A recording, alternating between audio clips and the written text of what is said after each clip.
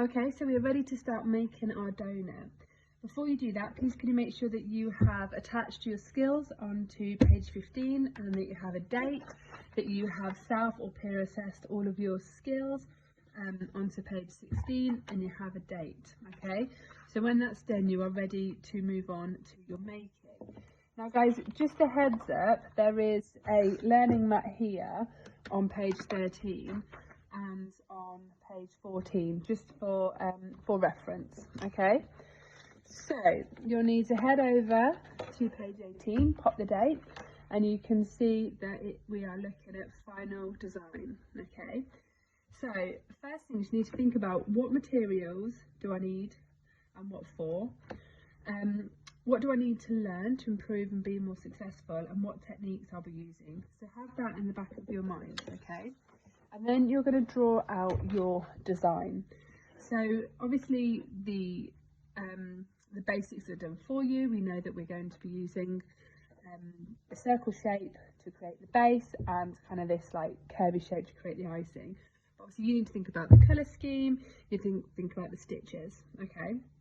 So first of all, you need to think about what materials that you're going to need. So you will have a choice of different colour materials. So these are some examples for the base. Obviously you need two, okay? So you need one for the top and one for the bottom, and they get stitched together, okay? And then you need to think about what colour icing you would like, okay? And obviously how well they go well together, okay?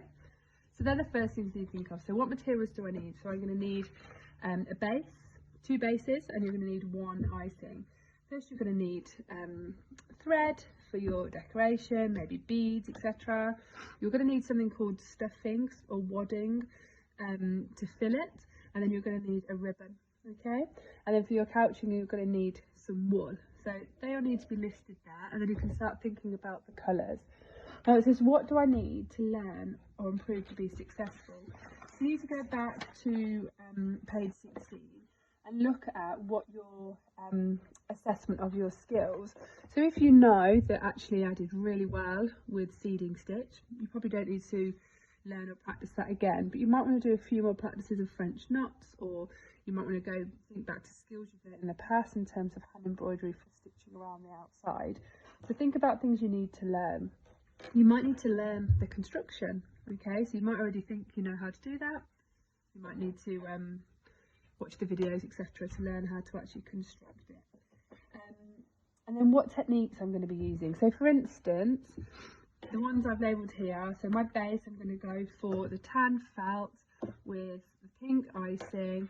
Decoration, I'm going to have a mixed colour of French knot seeding stitch, but I'm going to have them tiny in the middle and then kind of dispersed out, okay? And then the icing is going to be attached with blanket stitch, okay?